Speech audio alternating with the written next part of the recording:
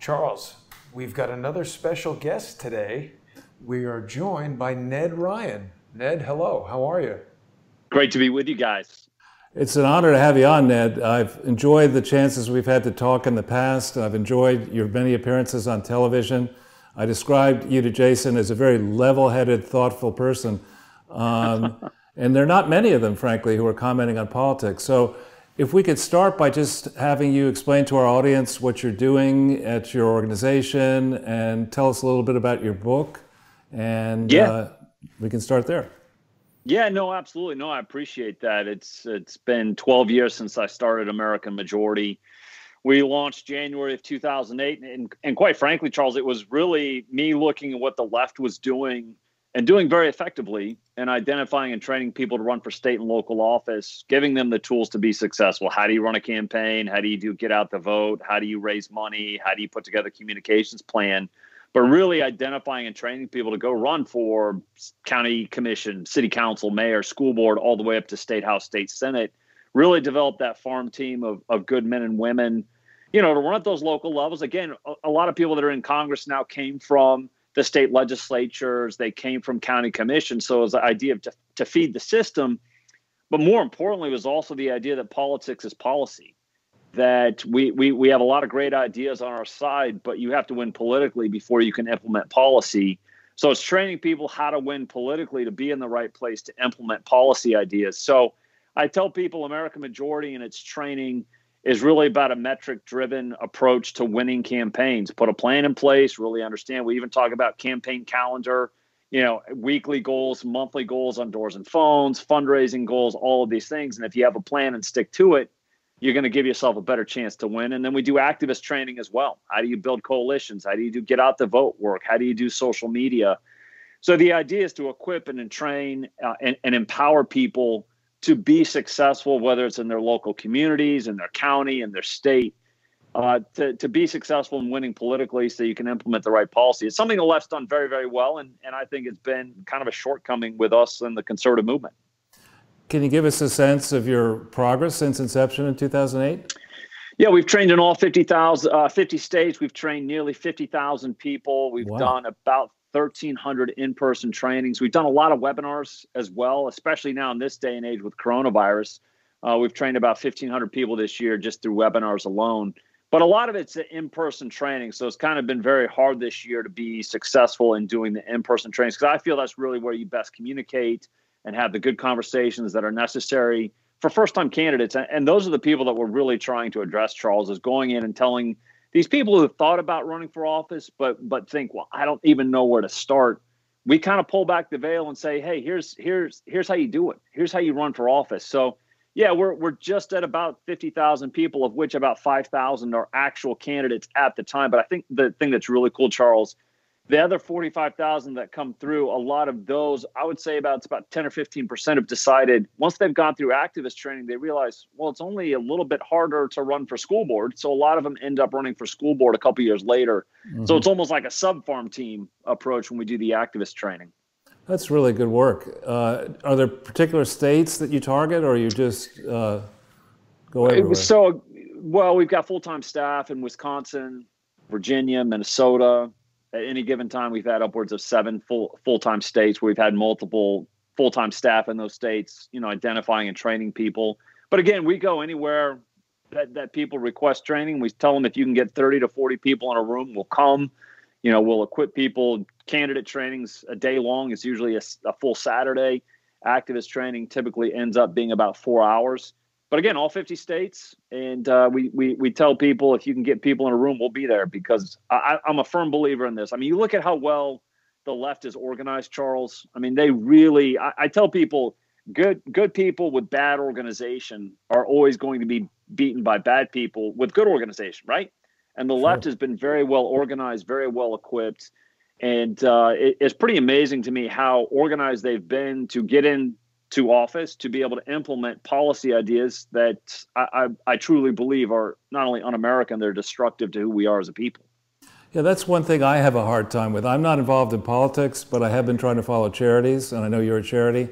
That's right. And we look at other charities, specifically those in the news. Act Blue, for example, is part of this hydra of a for-profit technology operation, That's right. a PAC, civics, and a supposed charity. And that thing is going to wash billions of dollars into exclusively hard-left candidates.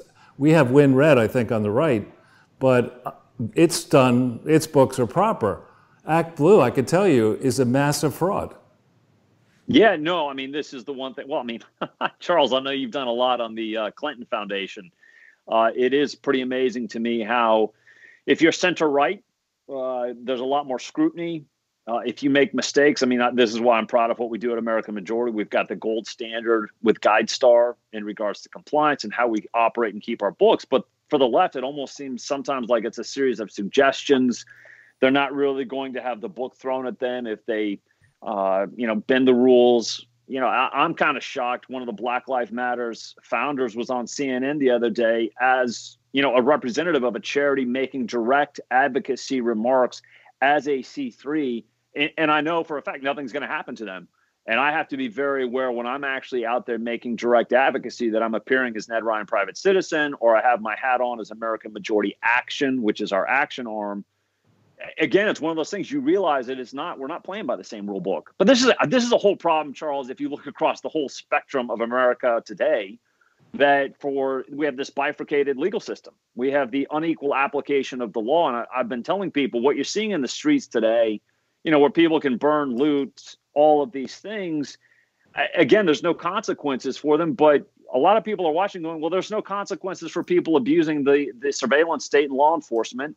It's more a series of suggestions if you have the right political connections or have the right last name. This is how great countries and republics end. At some point, we have to get back to equal application of the law and the rule of law. If we truly believe it, all stand equal before the law, and there are equal consequences, whether you're right or left, Democrat, Republican, Clinton or Ryan, right? And until we get back to that point, I think we're going to have some real dysfunction in our society. Yeah, it's interesting you bring up Black Lives Matter. Jason and I have been wandering around New York on Wednesdays and Sundays typically, and we went to that Columbus Circle rally where the supposed leader of New York Black Lives Matter, the gentleman who was on Fox News Sunday with Chris. That's right, which is a shame.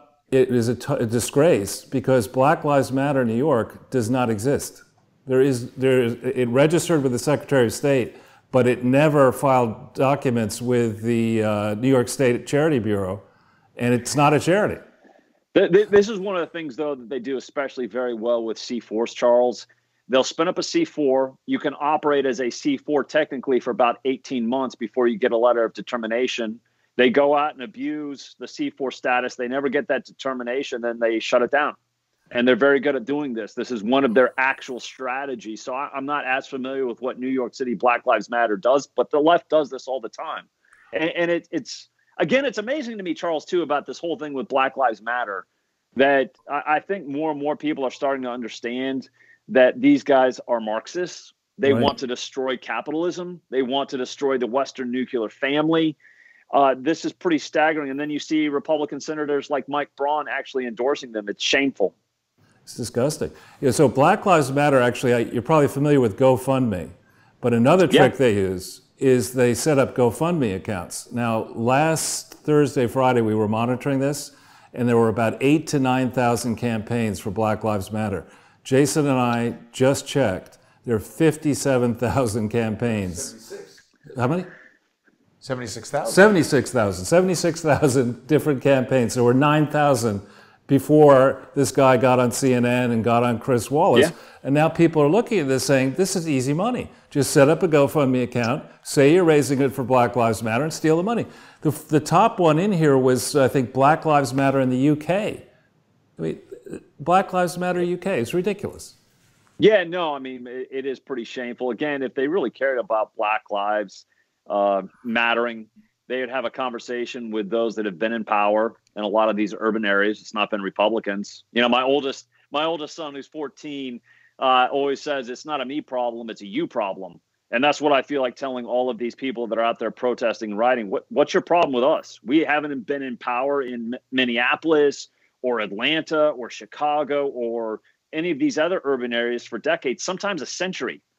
And all the levers of power, whether it's mayoral, city council, police chief, police commissions, These have all been run by Democrats who have abused the minority community. And you feel like grabbing hold of them and going, are you really concerned about Black lives? I don't think so. Again, I wrote a piece about this, Charles. I write all my pieces at American Greatness. It's amgreatness.com.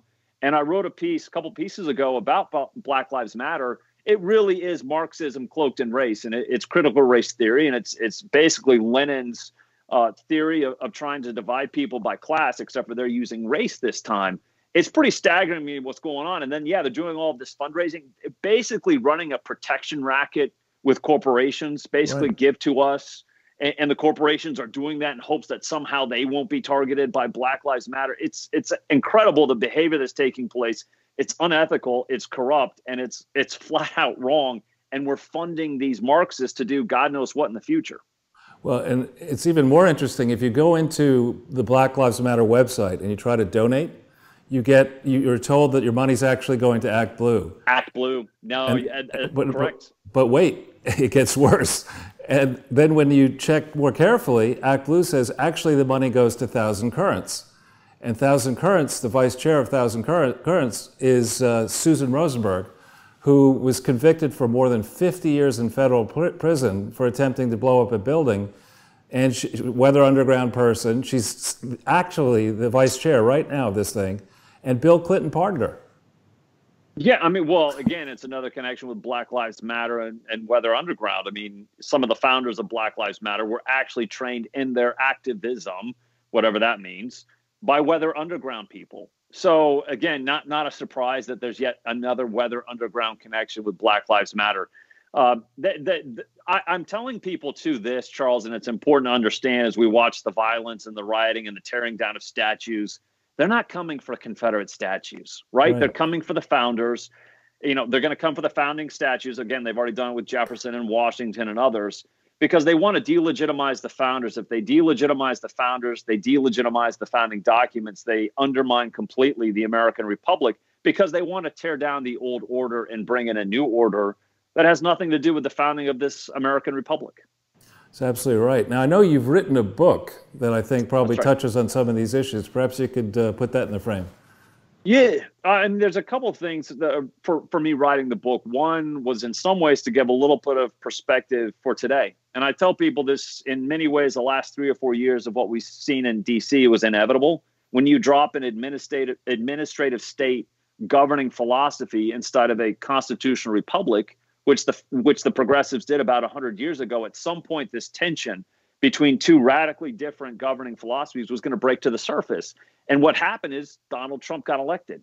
And Donald Trump comes into D.C. and goes, I'm the duly elected president of the United States by the means laid out by the Constitution, by the will of the American people. I'm the one that decides.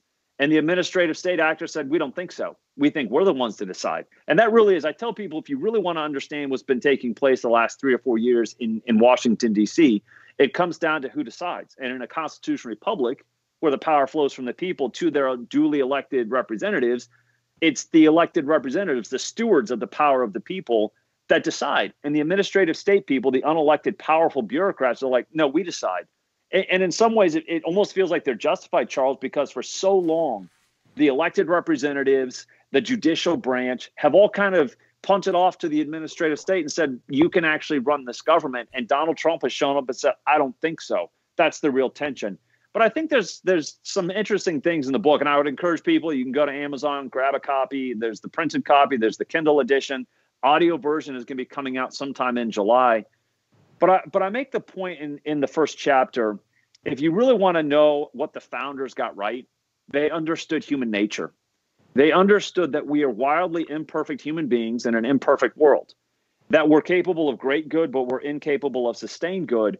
We have all of these God-given rights, right? Life, liberty, pursuit of happiness, the right to have property.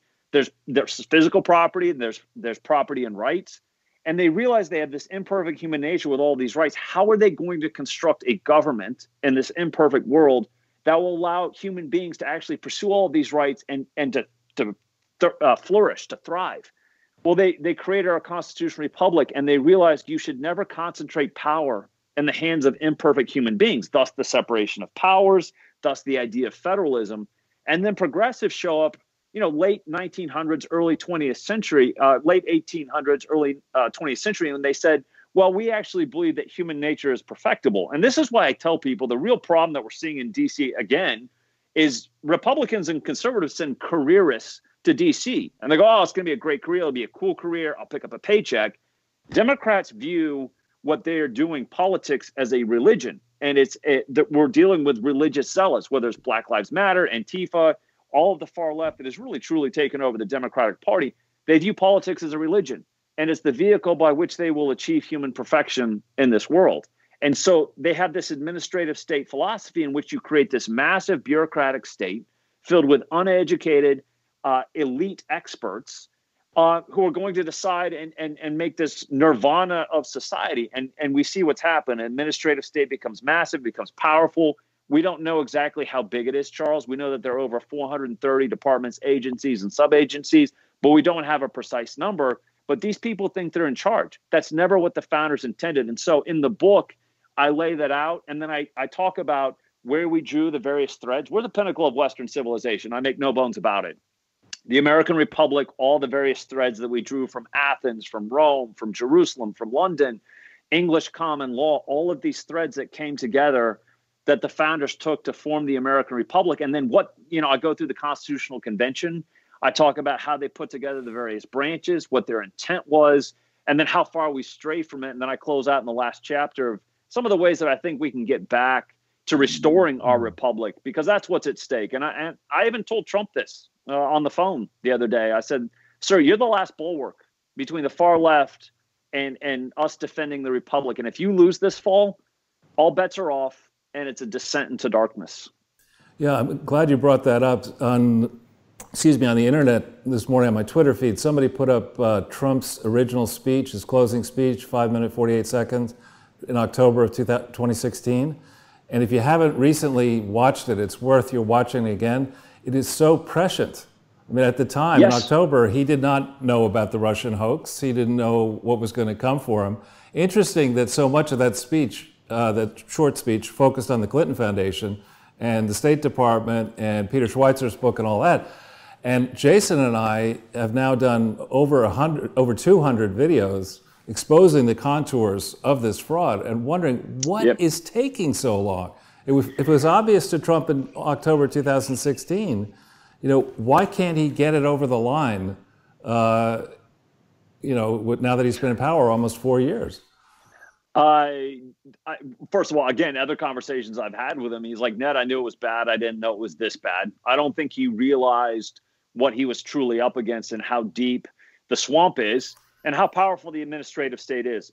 And I tell people, and he's understood this, he put somebody in as the new head of presidential personnel, which is one of the most important positions in any administration, which quite frankly was botched the first 3 years of the Trump administration, where people that were not on his team, that were never Trumpers, that were not fully dedicated to advancing the president's agenda, were put into these various political positions in the various departments. And I tell people all the time, Charles, one of the most important things an administration can do is send in rock stars to these various departments that are fully committed to advancing a president's agenda, because the careerists inside these departments, those who are really functionaries of the administrative state who look at this as job security, are going to fight tooth and nail any Republican administration, quite frankly, because they view it as job security, right? We can't let this administration be successful. So when you're sending in people to the various departments that are not rock stars, that are not fully committed, you're going to have a really hard time advancing your agenda. Then you might have an attorney general who's a complete wuss, who doesn't realize what's actually taking place. Jeff Sessions is one of the most shameful things that took place. Trump knew it as soon as he could. He fired him. Bill Barr's been one of the greatest hires that he's made. And Bill Barr has been trying to, and I still hold out hope, Charles. I think coronavirus, I know for a fact coronavirus has put the Barr and Durham investigation behind. I think August, we might start to see some of these things come out. I think we are going to get to the bottom of it, because I think Bill Barr and John Durham realize if we don't have something before the November elections and Trump doesn't get reelected, we might never actually get to the bottom of what took place. So I think they realize they've got a very short timeline. I think we are going to see some stuff come out between now and November. And I think it'll be earth-shattering. I think it could change the complete trajectory and narrative of the 2020 presidential race. I hope so. I mean, one of the things we've been showcasing is, I don't know if you go into the FBI vault file, but it's online, and there's a 40-odd part dump on the Hillary R. Clinton mishandling classified information investigation.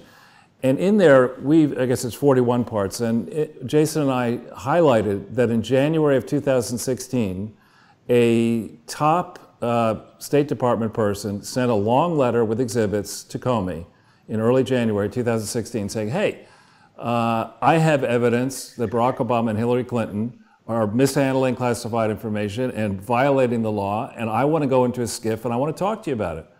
And there's additional information here that says Comey didn't respond, the office didn't respond. So this person walked into the Washington field office, all of this is in this file, and laid out this case, which you can read for yourself, several days before the person who had been leading the investigation on this abruptly resigned, John Giacalone. This is late January, early February 2016, before Trump was definitely going to be the nominee, and when Bernie still had a chance. So if you're following this trail to figure out what motivated Brennan and Obama and Comey to try to deep six the Trump presidency, I think it starts by January 2016. It could start earlier than that. Oh, no, I think you're right, Charles. I mean, I think it could have even started in 2015. I think there were other Republican candidates that were actually spied on, that were, illegally spied on. But I think you hit on a point, because Comey's decision-making, and this is the shameful part about what happened to DOJ and FBI and the Obama administration, they became heavily politicized. And when you have your legal system and law enforcement that are not there to uphold and as supposed guardians of the rule of law, that, again, equal application of justice, they become heavily politicized, and their decisions are based off political calculations instead of saying, hey, all stand equal before the law. This is where we start to go sideways. And I tell people, DOJ was politicized, FBI was politicized, our health, NIH, CDC, they're all politicized. People are not doing what is in the best interest of the American people. They're making political calculations. I think a lot of our police departments have been politicized. Oh, yeah. This is where we start to see, again, things really start to go sideways when institutions are not doing what they're supposed to be doing, because they're taking all these political calculations and putting their finger to the wind and saying, well, Hillary might be elected, so yeah, she probably abused classified information. Yeah, her foundation was probably a pay-to-play scheme where these foreign actors could have influence on the Secretary of State, but she might be president, so I'm not really sure we want to get to the bottom of it, because I'd really like to be the head of the FBI in the next administration. I mean, this is what it's devolved to. Again, the implications for society as a whole. People aren't stupid, Charles. They're watching. They're observing. They realize that Hillary Clinton, there are multiple cases of her abusing, classified information. And if you and I did that in one instance, we'd have the book thrown at us. We'd be in jail. Right. Exactly. And that does have to change. I mean, I remember when I was growing up and as a young teenager in the late 60s, early 70s, the hippies were all saying, you've got to be tolerant of our views. They're different. They're not mainstream. Give us a chance to be heard. Now those hippies are shuffling around behind walkers in the case of Joe Biden and others, and are saying, listen, our views count. Forget the minority, forget the majority, frankly. We are going to rule ruthlessly and stamp you out. I mean, it's amazing to see that shift. This is, well, you're also seeing it too, because all the younger generations have gone through these indoctrination centers of higher learning where there's this monochromatic worldview, right? There's no dissent. You can't have debates. Everybody's got to have their safe space, and they're all indoctrinated in that same worldview. And I tell people all the time, Charles, they think there's some grand conspiracy theory between the media and these outside groups and the Democratic Party and all of these other. No, they all went through the same indoctrination centers. They're all coming from the same worldview in which you have to think the same way. You have to believe the same things. Dissenting views are not allowed. And I tell people, if you think this is scary, wait till you get to the next generation after this one. You won't have freedom of conscience. Your conscience is wrong. We'll send you to conscience re-education camp. And this is the one thing where I tell people, why this November is so important, because if they were able to get away with some of these things that they have done, abuse of surveillance state, abuse of law enforcement, all of these things, if Trump loses, I can assure you there are going to be even more aspects of our government that are weaponized against political opponents. And I tell people, too, you don't think if they control the White House and the Senate and the House that they're not going to do universal mail-in ballots, that they're not going to give amnesty to 12 to 20 million illegal immigrants. Free and fair elections are over. Yeah, well, I think one silver lining out of all this might be that these institutions you talk about, these highly financially endowed institutions that are all into unregulated globalism, they are vulnerable because their price ticket is so high now. I don't know if you're saving up for college yet for your kids, but I mean, it's $75,000 a year per kid. Yeah, and well, I'm doing 529s for the kids, but I'm having this. I've got 4 kids. I'm doing this. I'm having this conversation with my wife about what do we actually want to see for them in the future? Because I have to tell you, most of the colleges and universities aren't actually teaching people how to think. They're not giving them an education. Again, they're indoctrinating them. I think one of the things, Charles, if God willing, somehow Trump is able to win, and I'm optimistic he still can, that we somehow keep the Senate, somehow, fingers crossed, take the House back. You have to have hearings on the colleges and universities who, by the way, are able to build these multi-billion-dollar endowments because of our tax code. We have given them massive tax breaks. Exactly. They've been allowed to do this and then take that funding and are allowed to indoctrinate our youth in very un-American ideas and philosophy so that we send them out into the real world and they hate America.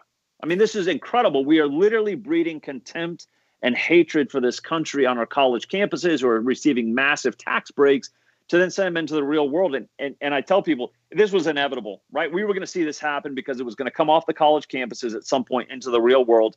Here you go. Yeah, I spent a couple of years at Harvard Business School, and years later, about 3 or 4 years ago, I got an invitation to go to the kickoff for the Harvard Business School Capital Campaign. And they announced it's $1 billion campaign. At the kickoff, the dean gets up and says, well, we're delighted you're here. We want to announce that we've already raised $750 million. And Harvard's Business School's endowment is already in the billions before this. And I sat there and I said, now, wait a minute. Business, that's not for profit. Business is for profit. I mean, why is this even part of a university that's tax exempt? If they can raise this much money, the same for the medical schools, the same for the law schools and all that kind of stuff. Harvard in its original days, as I'm sure you know well, was a school that was set up to educate ministers. Yeah, the seminary. Yeah. As was Yale. I know. And now they're hedge funds. Yeah, no, I mean, they're basically these massive investment firms, hedge funds, whatever you want to call them, that have schools attached to them. And I think, again, this is one of the things we've got to re-examine. And I tell people, too, it's fraudulent, right? They make all these promises, send your kids here, we'll educate them, we'll give them a degree that'll be of value. And then you strap these kids with sometimes hundreds of thousands of dollars of debt. They go into the real world with, useless degrees in women's studies or whatever crazy stuff they're teaching them. They can't get a job, or if they get a job, they get a job at, 45, 50,000. And all of a sudden people are strapped with all this debt. They have kind of a worthless degree. They've been indoctrinated. I call it, we've created this system of papered idiocracy. Yeah, you have a piece of paper, but I'm not really sure it means you're educated.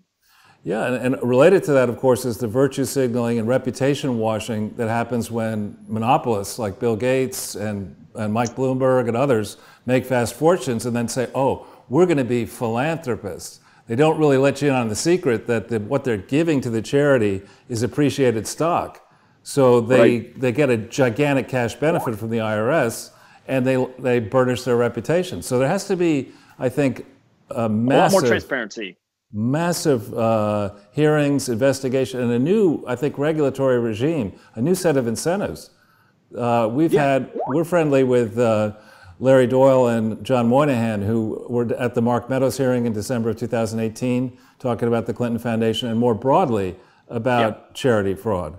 And the whole area is so ripe. If you went in and enforced the laws that are on the books, my estimate is you could get $500 billion back for the federal budget?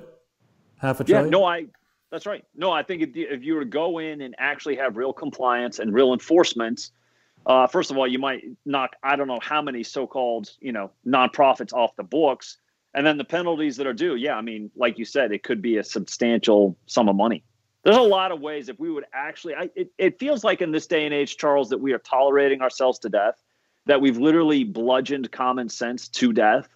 And at some point, you hope that the American people who wake up, and I do really have a firm belief in most of the American people that there's still some common sense and rational thought and a deep sense of fairness with most of the American people, that when they are given all of the facts and understand issues. And I think this is one of the things that, again, the media has completely failed. They're not really media, they're propagandists. But when you don't report to the American people the truth, the facts of what's going on, they can't get the facts to be able to make the right decisions, and they feel lost. And I think that's also part of the frustration that's taking place out there in the greater world. They just want to know the truth. What's actually going on? We don't want to hear spin. We don't want to hear somebody's, propaganda. What are the facts? What's going on? And we want to be able to do it in such a way that people understand, so they can understand complex issues. Maybe some of the things that we're discussing go, wait, that doesn't make sense at all. Why have we let this happen? I'm like, well, when things don't make sense, just follow the money and everything, you get clarity. Well, I think part of it, too, is the way in which people are interested in the news, even the traditional channels, even Fox. It's very tough to get into a complex issue like we've been discussing when you're being interrupted by My Pillow commercials every 2 or 3 minutes. I mean, it's tough. Well, I mean, this is the hard thing about doing TV that I've learned over the last 4 years.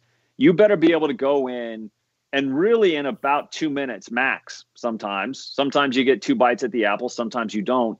You have to be able to communicate in a very concise way complex issues, to at least communicate 1 or 2 points that I call sticky lines, that people go, oh, wait a minute, that's really interesting, that hopefully leads them to start asking more questions later, but at least alerts them to, hey, you should know more about this issue. Ned has highlighted this for us, but it can be hard, Charles, especially when you're trying to say, hey, I've got a very limited amount of time. I got to think this through. How do I communicate this in a very concise way? This is why you're seeing actually studies, Charles, where people that are doing more long form things, they get 200% over the course of time, 200% more viewership, more ad revenue, because people keep on coming back and going, I need to read more on this. I need to learn more about this. So I think there's a balance that people need to strike moving forward, where there's sound bites. There are always going to be sound bites, but more long form where people can actually understand what's taking place and go, oh, wow, I feel much better now that I know more about this issue. So I think that's the future. I think that's the future of how you communicate news, is doing that blend and finding that right mix of short, quick hits and long form. Well, thank you, Ned. You've been very generous with your time. We're already over the half an hour, and I know you're very busy. But if folks want to support American Majority, what's the best way to do that? Well, a couple of things. They can go to AmericanMajority.org. You can donate online. I would really appreciate that. You can buy my book. Go to Amazon. You can buy Restoring Our Republic. And I always tell people, Charles, follow me on Twitter. It's NEDRYUN at Ned Ryun. Follow me on Twitter. But I would appreciate, again, all the support people can give to American Majority. Buy the book. I think it will help them become educated in this very interesting time in which we live. And follow me on Twitter. If nothing else, I'm not boring on Twitter. Very good. Well, thanks for joining us, Ned. It's great to meet you, and it sounds like you're really involved in some excellent stuff. I think when I'm ready to run for Congress, I'm going to call Ned, or maybe mayor of New York. We seem to have a major problem right now. That's pronounced New Yorkistan. Yeah. New Yorkistan. Well, I mean, we've got the online courses at American Majority. I should have mentioned that, but there's definitely online courses where you guys can go and do these remotely. So excellent. People will check that out at AmericanMajority.org. Ned Ryun, thank you so much for joining us, Ned. It's been a really excellent conversation, and we'll speak to you again soon. Sounds good. Thanks, keep on fighting, Ned. Say hi to the president. And I want to look a little bit into William Barr's background with Iran-Contra, but we can talk about that next time. Sounds good. Take care, Ned. Thanks again, Ned. Thanks, guys. All right. Well, Charles, that was great. Ned Ryun. Yeah. And I guess it wouldn't be the right show if I didn't ask the guy some question that I know you didn't want me to ask him. That's fine. That's fine. No, he's a great guy, actually, Ned Ryun. I've seen him for several years now on various programs as a guest, and you can always count on him to think clearly and soberly about these complex issues. And I've been talking to him a while back about the Clinton Foundation and trying to get him to come on the show for quite a few different months. Huh. I think he's come around. I think we're going to see that more and more people. I mean, Ed Henry has been kicked off of Fox. We saw that. What was that about? Yeah, he had some issues in the past. He had an extramarital affair, and he was caught, and he was in the doghouse at Fox for a while, and he worked his way back. And now there's an allegation that was investigated. An allegation came out last week that Ed may have been engaged in sexual misconduct at Fox. A complaint filed with a lawyer. And Fox quickly looked into it and had a third party, and they concluded, yeah, he's got to go, so they fired him. My point is that there's been a lot of turmoil over at Fox. I thought sexual harassment was a prerequisite to working there. No, I mean, maybe in the old days under Roger Ailes, but it definitely, in all the times I've been at different studios, when you went to the old Fox, a beautiful young person would pick you up and take you into the green room, and it really had a frat house kind of environment to it. There was sexual tension in the air everywhere. Wow. But my point here is that Fox, which was in theory, or 2015-16, was a reliable, tough inquisitor into the Clintons. And Ed Henry actually was the lead person on the coverage of Hillary Clinton's campaign. In fact, very frequently he would have me on to talk about the Clinton Foundation or ask me tough questions on WikiLeaks and whatever. But they got rid of O'Reilly, they got rid of Ailes, they got rid of a number of people, now Ed Henry, and there's been a tremendous amount of turmoil over at Fox, while at the same time, the emergence of channels like yours and other longer form formats that allow you to do a deep dive into these complex issues as opposed to a superficial lily pod to lily pod thing. And so Ned is really very good. You saw. I like it that he mentioned that statistic. I hadn't heard that, but I just sometimes people have said to me, "Boy, you're really well positioned for this transition to digital 3D." And I was like, I didn't know anything about that. I just thought 3D was cool. Same thing with this. I was like, what am I going to do? I know how to make videos with the cell phone. No, but honestly, things are changing. I mean, you go now and you flip the channels. I have a very hard time watching any MSNBC, any CNN, and I'm willing to try. But when the idiot factor gets higher than 2, which is in the first 10 seconds of most of those shows, it's like, I'm not watching this crap. If I want to watch idiocy, I'll go down when Grand Central Station opens back up, and I'll go downstairs to that food court with all the homeless people and ask them their opinion of what we should do next. I mean, it's so there's, I think, a thirst. Everyone that we have on, whether it's Sidney Powell, Janine Peer, all these people all have books. Yeah. And you can't do justice to a book in a 10-minute interview or a 5-minute interview. And it's a conversation. And I think also the audience, which around the world, frankly, in countries that have been locked down, used to be people didn't really watch that much in the way of news. They were, you had a job, you actually had to work, and you can't have news on all day. Now, what do? Right. I mean, you may or may not have a job, but you got a lot of time on your hands. And you start looking through the stuff, and most people cannot watch the network news. I mean, it's so pitifully bad. In recent months, I would say Fox has gone downhill. Oh, yeah. I've never been a huge fan of Fox to begin with, but sorry to interject, Charles, but it's, I have observed, and actually even a friend of mine in LA is writing a book about the history of technology through Hollywood, and I think it applies to the news and television in general as well. We've now reached a point where, motion picture production is so commoditized, you can literally, for $130, buy a used phone and record something, edit it on the phone, broadcast it to the internet. If you're creative and smart and know how to use those tools, with a $130 item, you could create a show that millions of people would watch. So I think it's taken us in this direction. Right. Like if you go back and look at the news in 1950 or whatever, it's incredibly simplistic compared to the complex productions we see now. with green screens and, you know, location people and multiple angles and all that. But we've sort of come back around where that news program is so focused, and people, even if they don't consciously realize it, I think, no, they're being fed crap. When you've got such a prolific, you know, YouTube has so many different topics, you're not being spoon-fed. You can find what you want and go get it. Exactly right. And Ned is also a very good guest, and we're grateful that he came on, because he runs his charity and his action organization in compliance with the law and takes great pains to actually do that.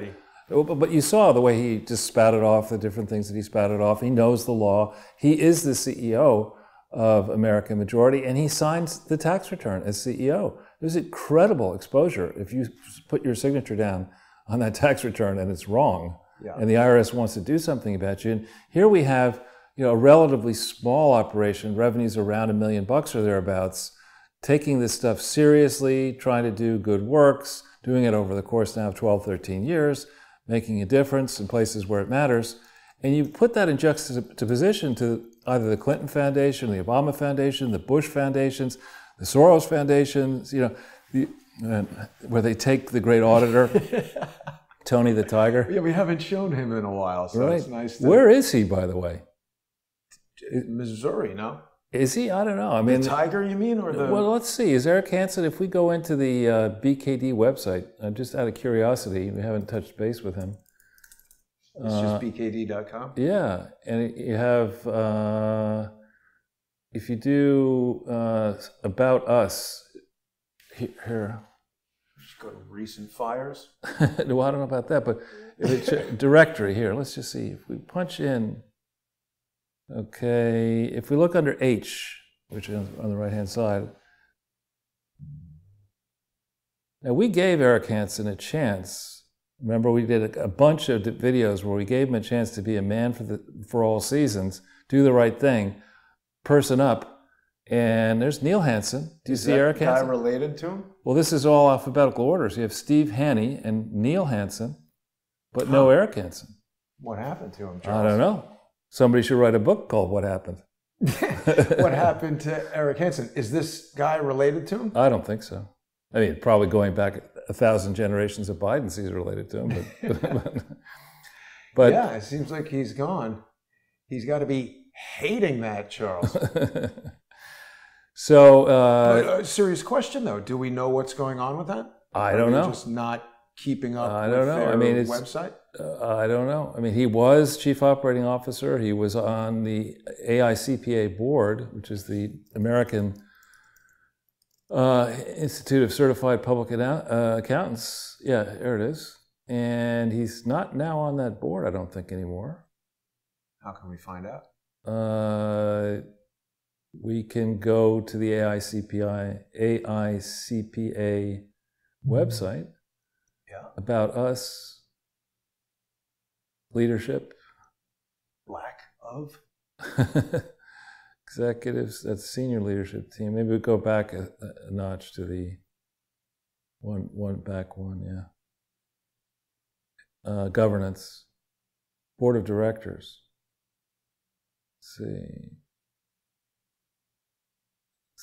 Does it list them? Recent association meeting minutes.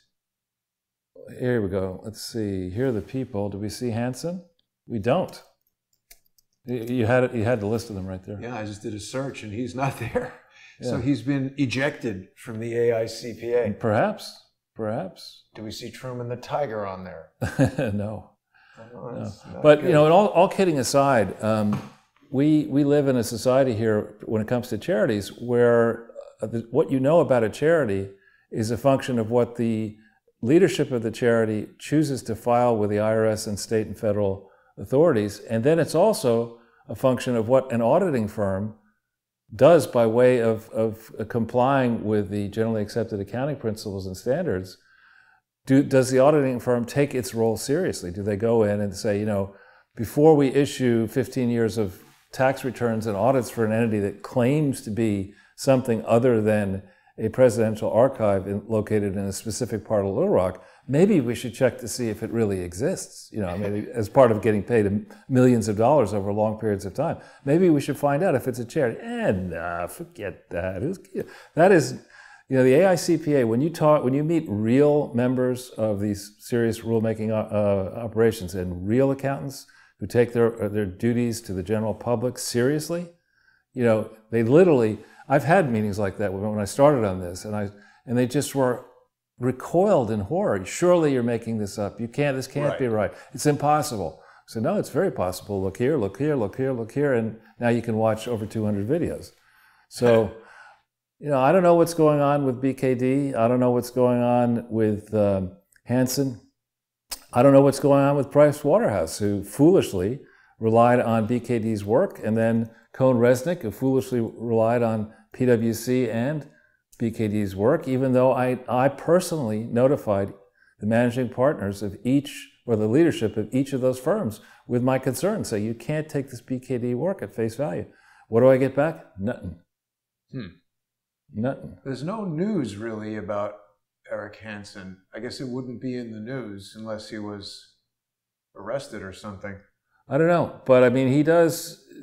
The leaders of these accounting firms, as we've talked about in the past, when you set up an accounting firm that grows via acquisition of other accounting firms, what you're doing is, you know, buying their clients, really. No, you buy you have a bunch of people. Let's say a team of 20 people in Kansas City, you know, Missouri, or whatever. They have an operation. It gets to a certain scale, and people just are tired. They don't want to compete against these gigantic firms anymore. So BKD, I'm just making this example up. BKD comes along and says, "Hey, we're a growing firm. We got some great clients. We got juice with the next president of the United States, Hillary Clinton. You know, sell your firm out to us, and we'll give you some cash, but mostly debt, notes, and you can, you know, be part of a bigger family and make more money." And in the course of doing all that, you are selling, in effect, selling securities. And if you don't tell your other accountants what's really going on with BKD, you could get in some very serious trouble. Perhaps that's happened. Let's hope. It should happen. It should happen. Because honestly, you know, my big takeaway, we'll talk more about Ned in a second, and then the contrast between the way the IRS, the Department of Justice, and other regulators go after conservative operators and small operators, in contrast to the way they go after Bill Clinton and Barack Obama and the big players who've got political juice. When I first got into this, I know, without bragging, I know a lot about how financial statements should look for a for-profit entity, and I could generally pretty quickly see a flaw in for-profit. But until I got on this march 5 years ago, I hadn't really looked carefully at charity financials, and so now I know what to look for. And you know, one tell in an audit is when it doesn't say audit, and it is given to the wrong name of the charity at not the correct address, and in the opening portion of it says, "This audit is performed not using accounting principles that are permissible inside the United States of America." That Should tends I have not done that? Yes, it's like, maybe I got this wrong. You know, I mean, it's just so. You know what he says? It's come to my attention that you had sex with the cleaning woman on your desk. Right, exactly. Was that bad? Right. Now, but Charles, I wanted to ask you about this because there was an article, you know, a lot of people have been talking about Black Lives Matters and Act Blue. Where did I have that? Here. But when you just Google Act Blue and look at news, there's all this stuff basically saying, nah, it's not doing that. All right, so let's take this. PolitiFact is housed within something that is a charity, and it holds itself out like Snopes as a reliable website that you can go to where, quote, independent fact checkers will determine, you know, the truth of a given question. And they've changed the question, haven't they? This is a very tricky lawyer thing to do. Well, so the issue with PolitiFact is when what did I do? Richard Pollack, when he was at the Daily Caller, did a story about Ramboxi and adulterated drugs, And PolitiFact decided they were going to fact check it. Right. And so they wrote a really nasty hatchet job. Before they got into it, they got in touch with me. And the first question I asked the person at PolitiFact is, how much do you know about charities? And the guy said, absolutely nothing. Within like a week, he had written an article debunking Richard Pollack's claims, and he knew nothing about charities. And this thing is housed within a charity. It is also funded by hard left PolitiFact, as is Snopes, by hard left people. So it's not objective. It's also like the rating agencies for the charities. You know, these are all tiny little operations that are easily gamed with large contributions from people. So the issue with Act Blue, there are many issues with Act Blue, but one important issue is that Act Blue is a hydra. It's a collection of many different operations. There is something called Act Blue Technologies, which is a for-profit operation. There is Act Blue Civics, which is supposed to be educating on civics topics. There is a PAC that promotes exclusively hard-left candidates. And then there is a charity. Now, just as Ned does his work properly, you know, wearing different hats, if you're scrupulous, you can get this done correctly. But that is certainly not Act Blue's approach.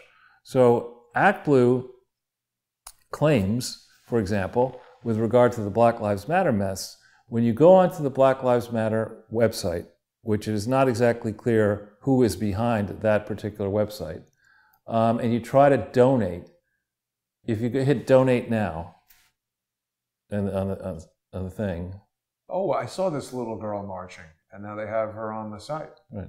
But donate now, and you have Black Lives Matter Global Network, you have various victim funds. Okay, so if you hit this Black Lives Matter Global Network, and yeah, this is the site we saw last time. They've already changed the landing page. Right, and they announced a $6.5 million fund on June 11th, 2020. All right, so if you want to donate today, let's hit donate. This is the thing that goes to Act Blue. Then this goes to Act Blue, right? And then when you push on it, I think if you go further down, see there's this long disclaimer. Act Blue Charities is a registered charity, point 2, registered charity formed to democratize charitable giving. But the point is that Act Blue Charities, when you go on to its, try to find out about its federal tax exemption, its application, Act Blue Charities does not disclose properly all of its interconnectedness, its related party relationships to hard left, for-profit, and other operations, which cannot be commingled with Act Blue Charities in the way they have done it.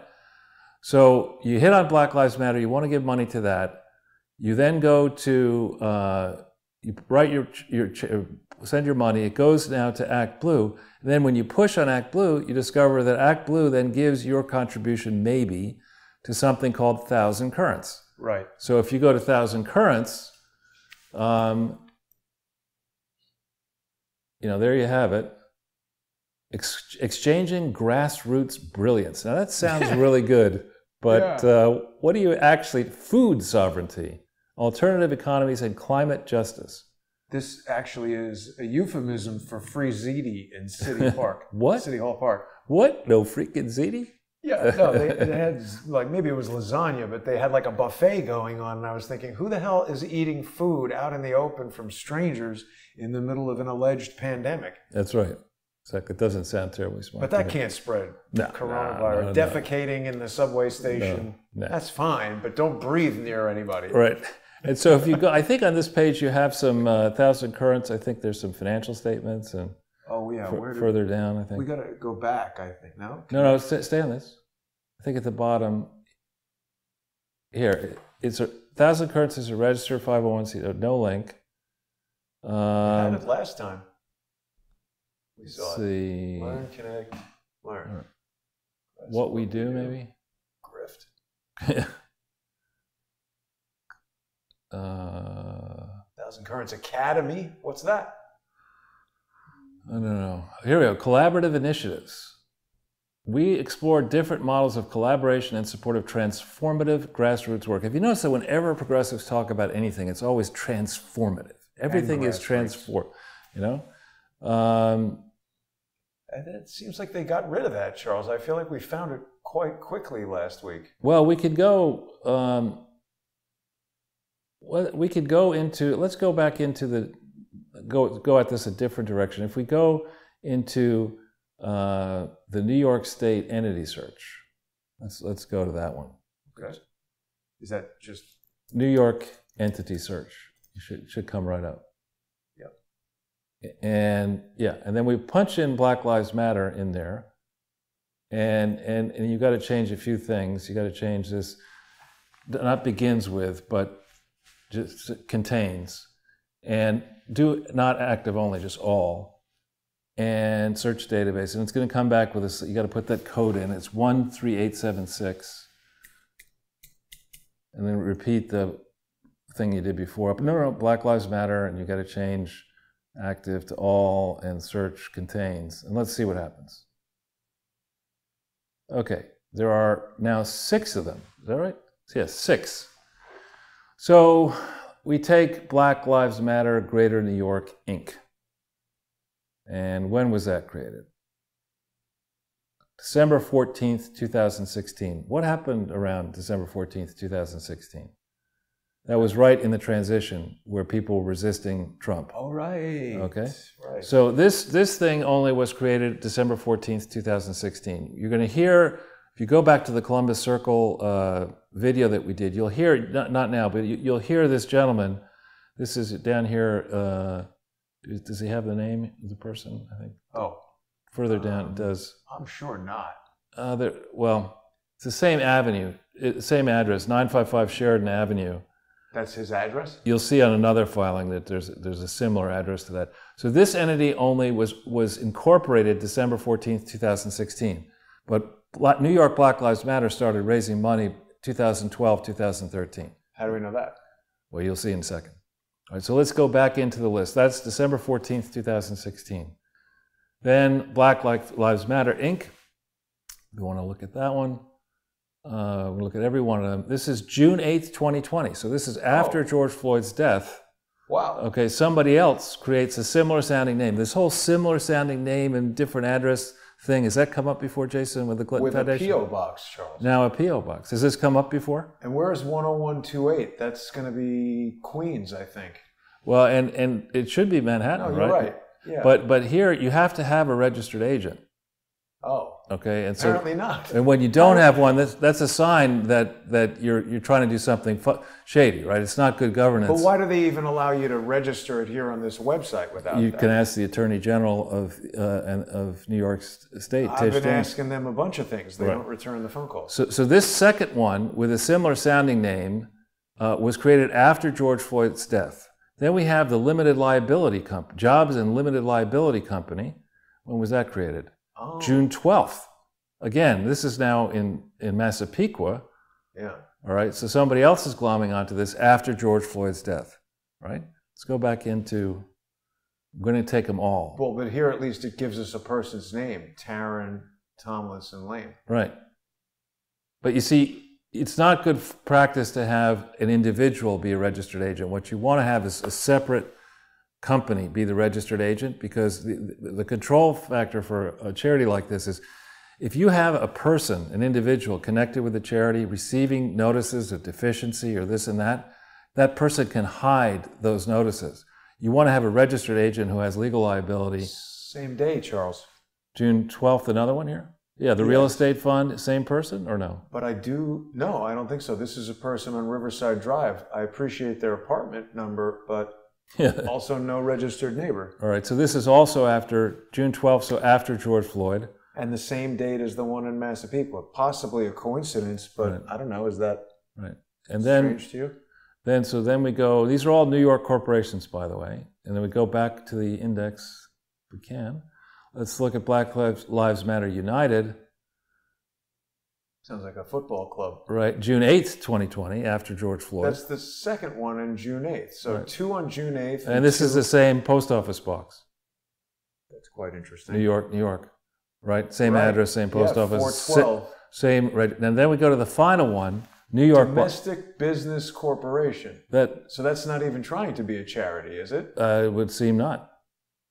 It would seem not, actually. That's a good point. So the final one, New York Black Lives Matter. This is the one that Hawk Newsom, this is created December 23rd, 2016. So all of these, that's Walter L. Newsom. That's Hawk Newsom at 955 Sheridan Avenue, the same address. That makes sense, because Hawk doesn't sound like a real name. Yeah, my name's Walter. I want to burn this place down. Doesn't sound quite as threatening. Yeah, Ignatz was not available, so we called him. Anyway, so the significant, this is a domestic not-for-profit corporation, this entity, right? So this is in theory, this could be a charity, but it was created in December of 2016, just as they were firing up the resistance against Trump before the inauguration. So all this shows you is that there were 6 different entities that were set up using Black Lives Matter in New York. And the question is, did any, let's see, 4 of them after George Floyd's death, 2 of them late in December 2016. But New York Black Lives Matter, we heard the people say it. We heard Hawks say it at Columbus Circle, that this thing began, they claim, in 2012 or 13, right? So how do you operate a not-for-profit corporation with no organization? How do you solicit money? How do you take money if you don't even have an organization? And the answer is you can't lawfully do that. But why did he create 2? So this is the same guy creating 2 different things within a week. And this here is a domestic business. This is for profit. One of them is for profit. One of them is not for profit. So let's go into the Charity Bureau website for New York and see, did they actually create any Black Lives Matter New York charity? Is anyone registered in New York? That's a different, it's a NYS Charity Bureau or whatever. Yeah. Yep. And then you just put an organization name contains Black Lives Matter. And you hit search at the bottom. Got a screen in the way here. Sorry. You got it. You're on there. There we go. None. Red. Right? This would seem to be a problem. You know, if you're sitting there as McDonald's. So they've registered it with the what? They said we want a corporation, but they didn't register it with the Bureau of Charities. Yeah, so the steps are, if you want to operate as an organization in corporate form in New York State, as a New York corporation, you have to register with the Secretary of State, right? You have to incorporate. If you want to organize a charity in New York State, you have to register, and then you have to organize. You have to have bylaws, articles of incorporation. You have to, have a mission, and then you have to decide, is that mission that you're pursuing as a not-for-profit in New York something that you want federal tax exemption for? If you want federal tax exemption for, you got to file the application on Form 1023 that we've talked about endlessly in the case of the Clinton Foundation. So this New York Black Lives Matter thing is, unless its file is missing, which is possible. I mean, it's the New York State Attorney General could make mistakes. It's possible, low probability, but it's possible. This entity is a complete sham. It's a fraud. And yet, Chris Wallace invited Hawk Newsom to be on Fox News Sunday on Sunday. Did he call him Walter or Hawk? Mr. Walter. And it's amazing that Fox would do such poor diligence on this guy. And here's a guy who, got up in various things and said, if you don't do what we want to do, we're going to burn the country down.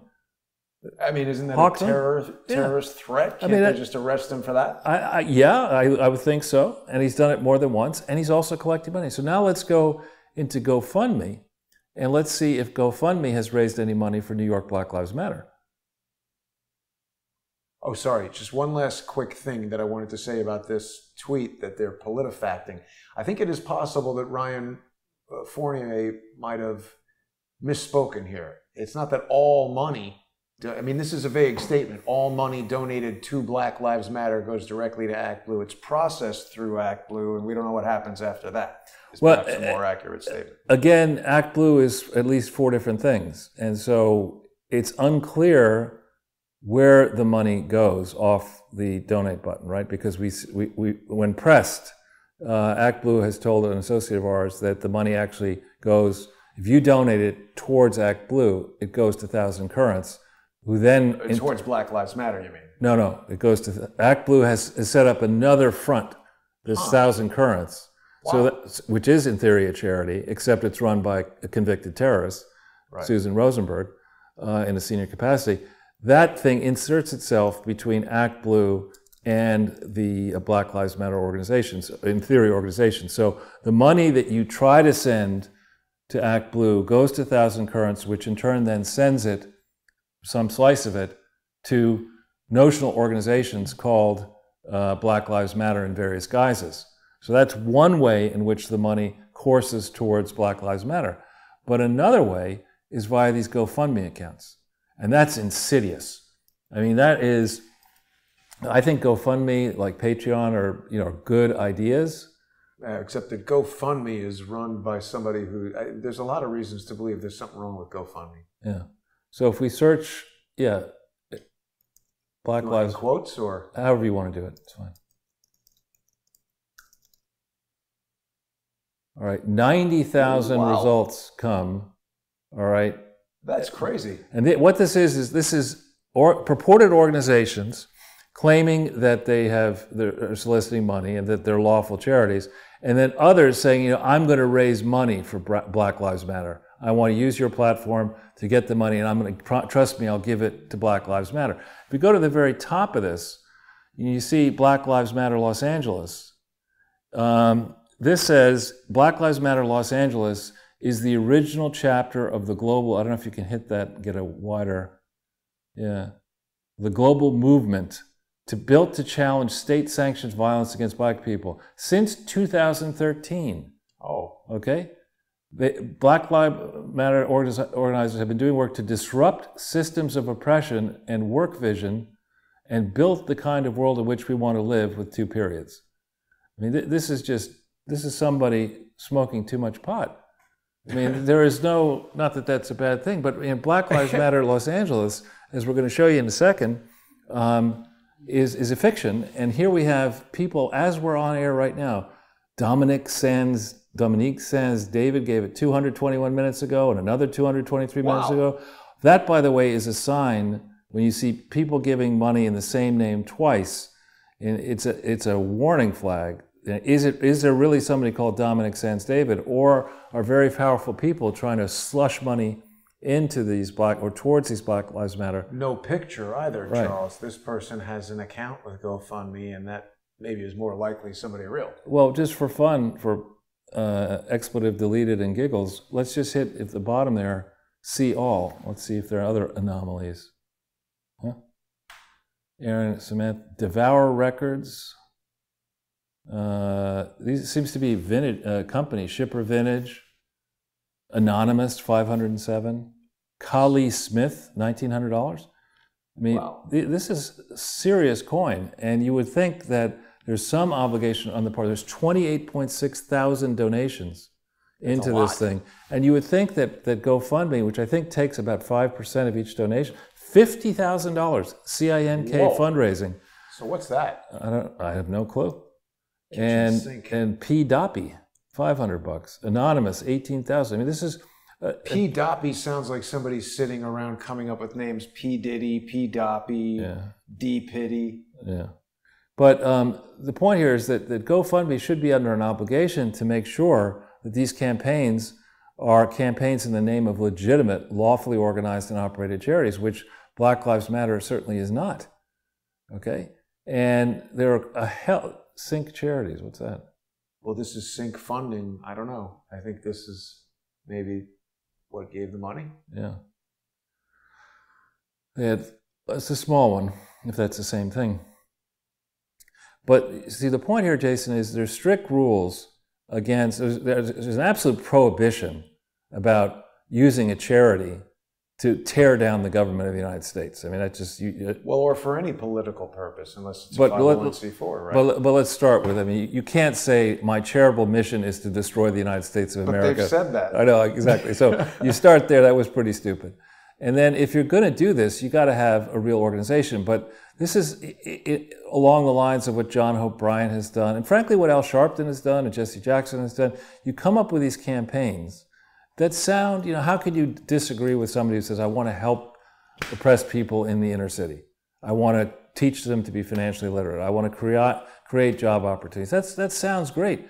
But the problem is, for decades, really back to Lyndon Johnson's time, we've had people across the racial spectrum, across the political spectrum, stand up and say that, give billions or trillions of dollars for these causes, but there's never any accountability. And people like John Hope Bryant, go from being basically, he claimed that he had made enough money at age 26 with no... Selling candy, or who knows what kind of candy, to just devote the rest of his life to non-for-profit work.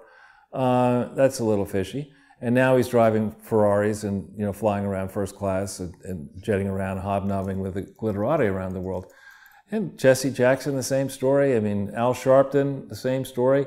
And there's the real crime. I mean, that you would have people in the black community so cynical that they would spend decades preaching, in theory, the need for more money to go into these causes, but never be held accountable. And then you have people who are not black glom onto this and say, this is great. If we say we're raising money for the black community, look at how much money we're going to go get, and we'll manage it. Don't worry, we'll steal it. I mean, we'll manage it. And this would go on and on and on. You see examples. It's not a race thing alone. You see the Clintons are happy to do it. Barack Obama is happy to do it. George Bush is happy to do it, to set up these leaky charities that aren't actually even charities. Yeah. And what does the IRS do about it? Sweet nothing. Fuck all. Yeah. And that's a real issue. I mean, our good friends Larry Doyle and Whitey Moynihan, we've talked about them before. I mean, they've been pushing on this for years. They have a case before the tax court, which is a matter of public knowledge, trying to get the U.S. tax court and the U.S. government to enforce rules that are on the books, trying to make sure that the very people who were persecuting conservative charities within the IRS and the Department of Justice are held to account ultimately, and that monies that should be collected in penalties, fines, and interest are actually collected so that we can try to balance our budget.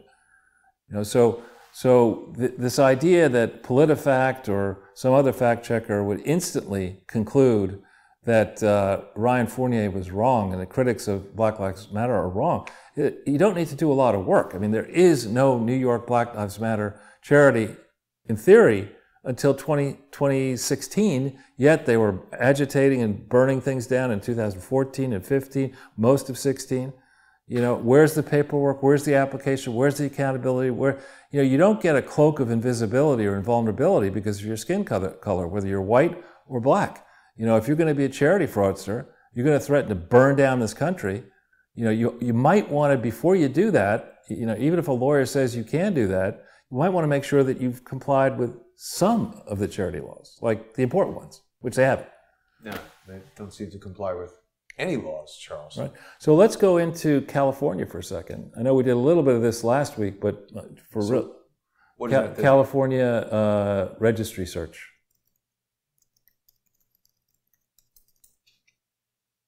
The power of the internets. Yeah.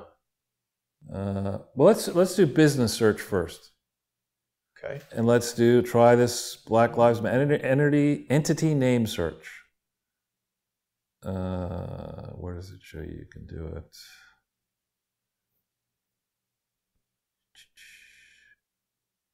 New search? Yeah. All right, let's just try corporation name and Black Lives Matter.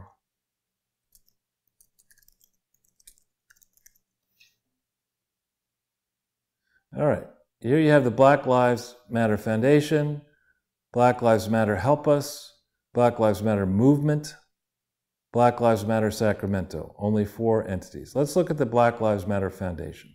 That was created in registered May of 2015. All right. Corporate tax filings. SI complete. Let's see what that PDF says.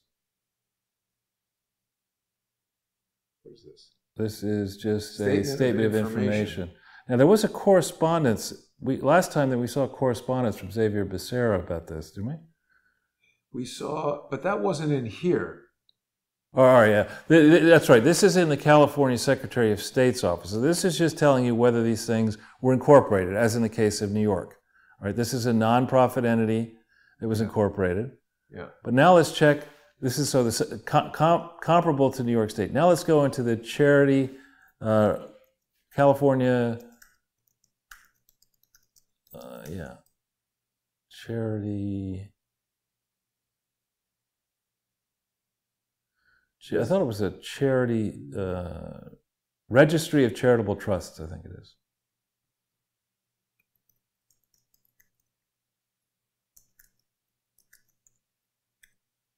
Registry. Search. Business. No. Registry of Charitable. What was it that you said?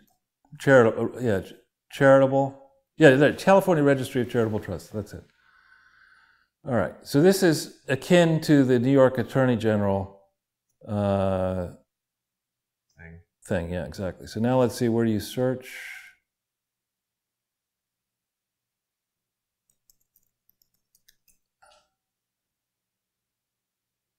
I think if we go back into the Google results, I think, there we go. Okay, yeah. Now let's put in Black Lives Matter into organization name. Okay. Search. Okay. Black Lives Matter Foundation, not registered, cease and desist order. Does that sound good? No. All right. Black Lives Matter, help us, not registered. And then the Black Lives Matter Sacramento, status pending. So if we go to Black Lives Matter Foundation, correspondence or a cease and desist order, or let's do CT 403, disallowance. This thing only registered in California on December 2nd, 2019. Huh. Okay? And on correspondence, May 24th, 2018, it says in February 7th, 2018, March 23rd, the registry sent the organization a notice to register, and Black Lives Matter Foundation said, F that, we're not going to do that. We're not going to do that. We're going to burn it down. So then you could go back in, and then you get this cease and desist order. Wait, what about this appeal? Okay, we can look at that. Wait. Oh, it'll come. You got to just download it. This is appeal and request for a hearing. That's December 27th, 2019. So what does that say? It says he's just requesting an appeal. Robert Ray Barnes. Yeah, that's the CEO. Now, is this one page on this, or is there anything more? Yeah. Appeal, and I'm requesting, blaming it on fires. This is great.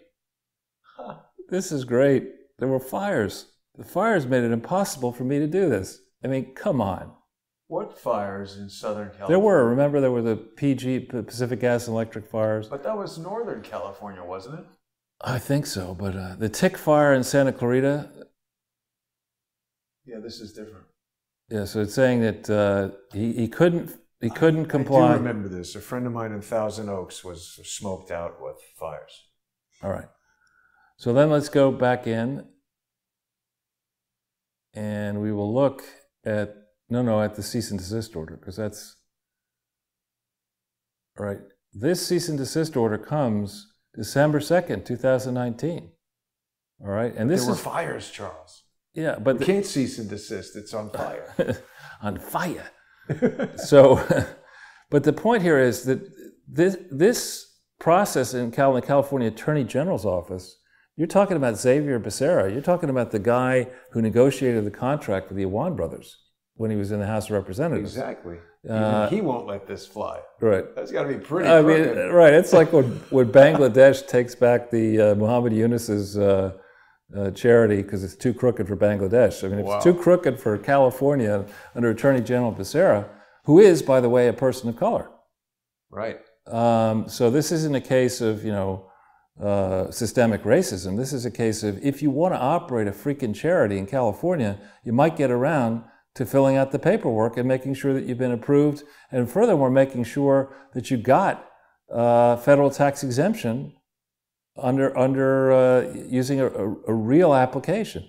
And what we're seeing here, when we talked last on Sunday about this, the number of GoFundMe solicitations for Black Lives Matter exploded. Was like 9,000, and today, 5 days later or whatever, it's 76,000, because all these people around the world are saying, "Hey, Black Lives Matter, instant, black American Express card." I mean, right? Black Lives Matter in the UK that does a solicitation, and they get £1 million or something like this. I mean, it's crazy land. Mm. And a lot of conscience money. A lot of people think about this, and they say, you know what? I really need to do my part. There's a bad history in the United States. I'm not going to. This is a time to come together and heal. I'm going to just assuage my guilty conscience, and I'll send $100, or I'll send 10,000, or I'll send whatever.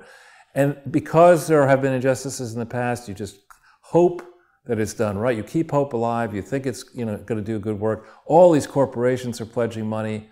How could this be a fraud? Is what people think. And of course, it's a fraud. It's a massive fraud. It's this bigger fraud. It's taller than Hawk, whatever his name is, Newsom. Well, Paula tells us BLM stands for bullying, looting mob, which is actually true. And the thing about the peaceful protesting, I was watching the Seattle PD clear out the CHOP this morning, and there was some person screaming in the cop's face saying, "No, I want to go in there and peacefully protest." And the cop said, "Right, but the mayor has declared an emergency in this zone, and anyone who enters it will be trespassing." People don't seem to understand the law, which the Constitution is one of. There are limitations to it. I mean, freedom of speech doesn't mean you can march into the World Trade Center when it's in the middle of collapsing on September 11th and start telling them what you think about the cops. There's an emergency here and you have to leave or you're going to be arrested. Right, exactly. And they were saying, "Oh, these are the people's streets. These are our streets. This is Seattle versus the police." And I was thinking, no, it's not. You're a collection of like 100 idiots. We haven't asked everybody in Seattle, and there's now a class action lawsuit from businesses around that CHOP area against the mayor for failing to, some obligation that the city has when you pay taxes and start a business in the city. They're not supposed to go give your business or the area surrounding it to criminals. Right, exactly. And ordinarily, pulling down statues, of course, the federal statues that's a serious problem. Now de Blasio deciding that he's just by chance he's going to write "Black Lives Matter" in the street directly in front of Trump Tower, just by chance. I mean, there's no connection there. He bears no ill will. It was part of a rigorous process. It went right through the planning board. Come on, it's ridiculous. So. We're the next time we get together will be let's hope through the 4th of July celebration. Is Sunday the 5th? Yeah. So let's hope that passes peaceably. But what we're beginning to see in the city, it's funny. You get contacts from people around the world saying, "Charles, be careful. Make sure Jason's out on the street. You got to be more careful." And we're pretty careful, I think. You have to be pretty careful. But increasingly, what I'm seeing now are signs of preparations for mayhem. We're seeing, these helicopters up almost. I get up pretty early every morning, and there's generally a helicopter up over Washington Square Park by 7 o'clock in the morning, which is about when the wildlife comes back out again. All these efforts to defund the police are actually escalating police budgets. Right. But over time. But we have fireworks going off. You've been saying that you're hearing loud noises at night. We don't know what's like mortar fire out here, Charles. And I've been making an effort to try to keep the windows open to listen to stuff, but it was so loud. And I've been living here for 20 years. 4th of July, they have it every year. It's never close to that loud. Right. So we've got people now who've been out of work for a long time. We've got people now who are not going to be allowed to go to bars, and indoor dining is out. Summer jobs. What are the summer jobs like this summer for high school kids and college kids? Well, how about if you're in high school and college, the summer is for meeting the person you might fall in love with and spend the rest of your life with. That's been taken from everybody. Right. So you've got a lot of disgruntled, as they say with an accent, Utes. And you got these provocateurs who, when you talk about CHOP, I'd like to know, in the CHOP in City Hall here and the CHOP in Seattle, how many of those people were from Seattle and are from New York City? I think a lot of them come in to stir up trouble. Yeah. And you don't have a right under the Constitution to bring this government down by violent means. That's not even remotely a right that you have. So let's hope, with de Blasio's genius move of defunding the police, even Andrew Cuomo has called de Blasio out for saying that that's a sensible thing to do. He said it's not a sensible thing. It's not a sensible thing to do. But the thing that's interesting, and a lot of people are saying this, is that the city was so broke, they were cutting budgets here, there, and everywhere anyway, and that's saying that they're defunding the police. They're just saying that to, I don't know what. But the problem is, it sends a message to every individual police officer that the city doesn't have my back. I mean, how would anybody feel if you went to work every day and just by the fact that you're wearing a UPS outfit or a Starbucks uniform, that everyone's like, I hate you, right, quit your job? Like, who would want to continue with that? Well, you're also sending a message to the criminal fraternity and sorority around the world that, New York is a place where there's sanctuary city for hundreds criminals. of billions of wealth, in the real estate and other assets that are housed here. The police are not going to, they may call in sick on July 4th or not come out on July 4th. There's going to be a lot of noise and mayhem with the fireworks. That's the time to come in and, have fun and steal as much as you can steal. I mean, this de Blasio, honestly, I mean, if there was such a thing as malfeasance or whatever, dereliction of duty or whatever, I mean, de Blasio is a committed Marxist fool. I mean, he really is. And the moves that he's taking, I can't think of one good move that he has made yet and he's now been mayor this is his second term, I believe. I don't understand how that happened. I guess maybe I wasn't voting for mayor. That was a mistake. Yeah, a lot of people don't vote. I think the voting turnout for these mayoral elections is pretty light, given that we have a criminal lightweight as the mayor, with the power to appoint all sorts of people in the government, in the city government, do stupid-ass things. So we're now on a tenterhooks here. As I wrote for Katrina Blanova in Sputnik, the Black Lives Matter movement and these revolutionary movements, they need martyrs. And much as happened in Ukraine on Maidan Square, much has happened in Kent State back in whatever year that was, you're setting up the conditions now, light police presence, a hot time of the year weather-wise, no ability to cool down with fire hydrants or swimming pools or no, they said they're opening the pools in New York. We'll see about pools don't spread coronavirus. We'll see about that. And, a gang that can't shoot straight in charge of New Yorkistan. This could be, let's hope we safely get together again on Sunday and that the violence is not too extreme. Yeah. So, I mean, it seems that they did. I have to say, last night I was sort of at a kind of like a crescendo almost of feeling like, what the hell is Trump going to do? It's like he's just kind of like seems like not that much. And then this morning when I saw the police line moving through the CHOP and the police chief, I forget her name, but she gave a speech that everything was going smoothly and whatever. And then the CHOP people were saying, oh no, we let you all do whatever because there was no resistance. And it's like, I mean, please. The police had these vehicles with, they were pointing out that they were armored vehicles with a gun turret on it. But what they did not mention is that it had like a satellite, I guess it's a phased antenna or some kind of antenna that I do believe was for sound. Active denial, like shooting people with microwaves to heat them up and get them to disperse. Interesting. Because that was used in the Gulf War initially, and I've seen them setting those things up. Last year for Gay Pride, they were setting a thing up, and I was like, what is that? And they said, it's a cell phone antenna. Yeah. Like, I don't think you really care about people being able to make cell phone calls at the parade. Right. I think it was there to zap people. But, I mean, it was kind of brilliant of Trump in certain regards, because now whoever is in Seattle is hating the mayor, whereas if Trump had just come in with a heavy hand, killed a couple of those people in there, there would be non-stop, Trump is a dictator, killing Americans, and he's racist, and he's killing black people, and this and that. Instead, they're just like, well, he's playing golf. Yeah. Well, and the thing with the Seattle mayor, I mean, it's interesting how she initially said it's a summer of love, this is all great, and then when the council person, the Indian subcontinent council person, far left loon, said, oh, I know what I'll do. I'll get the protesters to encircle this lady's $7 million house in Seattle. Instantly, things changed. And this idea that it's responsible or lawful to encourage these scruffies and the provocateurs to terrorize basically cities and now the suburbs. I mean, it is quite a scary proposition to believe that Black Lives Matter's goons and Antifa goons are going to start marching into Scarsdale and Greenwich and Beverly Hills. We saw it in St. Louis. That couple came out with their guns. I mean, they did the right thing. If the cops aren't there, I mean, I wish I had a gun if somebody came to the door here. Right. I mean, look at this.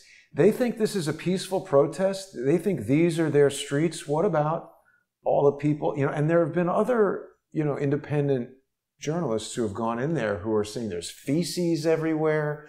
It's just about, these are the same idiots who are wearing masks and thinking that there's a disease being spread. This doesn't help. I mean, this looks to me, I won't pick on Africa, but this looks to me like the slums in Brazil or the slums in Manila. They built a favela in the middle of Seattle. Right. And this, unfortunately for the Democrats, I mean, this is definitely going to feature in campaign advertisements. It'll be very simple. Do you want jobs? Or this? Or mobs? And shooting. I mean, they're killing people in there. Raping a man in front of his children. Well, that hasn't been corroborated, but it was mentioned. I mean, I think it's just not a far stretch to think that any of those things, could happen. Certainly there were shootings, and I still want to know, we wanted to look at this. So this guy, Raz, what is his name? I don't know. Raz Simone. Charles, look at this. He's got fewer followers than I do, but he's got a blue mark. That's what I'm saying. I even tweeted that at him. Like, how does a, violent thug... First of all, I think that YouTube takes you off for even making videos about guns. So here's a guy, glorifying guns. I mean, is this a Second Amendment defense or a guy who's going to shoot you if he doesn't like what you say? Yeah, I mean, it's a double standard. I think that... Where does he get the Tesla? This is like a $90,000 car. I never heard of this rapper. Yeah, me either. Raz Simone. I had said to him, right, so he posted this, news isn't covering, spread that. And this is what he posted, some really offensive, misogynistic, idiotic comment. And I told him that he'd have to change the slogan to "Only My Life Matters" if he wants this analogy to hold. Right. And then I did say, how does a violent thug with less followers than me get a blue check? But Twitter told me they're not giving them out anymore. Yeah, and he's been on since October 2010. I've never heard of this guy either. It's amazing. You would think that if you were a successful rapper, you'd have 3 more million. More than 32,000. I mean, right. I've been on there just a few years, and I haven't even done a rap. Well, you've done a few rap music. Have I? Yeah, I think so. I don't know. We're going to be debuting that later in the year. My hip hop debut. Right. Well, I mean, I think people are very concerned about all of this, Charles. On a lighter note, but also of concern, every time it's the first of the month, there's this process on Patreon where somewhere between 5 and sometimes as many as 10% or more of the sponsors just sort of melt away. And I don't know if it's because of credit cards are no longer valid or what, but this month it's a little bit different, and there's been a lot of people dropping off because, sorry to hear that. Well, it's okay. But Patreon has now started charging people sales tax. Oh. So as if we aren't getting enough of anything from the government, we're going to pay tax. So I apologize to the sponsors. I tried to make it so that, like, if somebody was sponsoring for $2, just charge them the same $2 and then take the tax out of my end. And for whatever reason, they said no. Yeah. No, it's a new law that went into effect. Is it? Yeah. So it's not Patreon's fault. Yeah. But we didn't really get a chance to dwell too much on Ned's book. But Ned and actually Trump and others are making the point that this election in November 3rd, I think it is, for people who are going to, I think, do the right thing. For others in the CHOP and elsewhere, they should vote on November 13th, not November 3rd. Right. When they wake up in a fog of smoke. But whatever. This isn't your standard little by-election. This isn't even, the stakes, I think, are bigger here than even in 2016. Absolutely. Because we now have learned that it's possible that 2 conservative Supreme Court justices may retire soon, Clarence Thomas and Sam Alito. And then, of course, there's Justice Ginsburg. So whoever wins this election, particularly if they get control of the Senate, could drastically alter the Supreme Court. Wow. And I would argue, I'm not really happy with, certainly with Roberts, and I'm not particularly happy with Gorsuch or Kavanaugh yet. We'll give them time. There's a process that seems to happen in the Supreme Court that as these justices get onto the bench and they start being in a super exclusive club where all their law clerks all talk to each other, they tend to, move left, frankly. You put conservative people in there, with the exception of Scalia and Thomas. Oh, they killed him. Yeah, Scalia they killed. Like, this guy won't move, kill him. Yeah.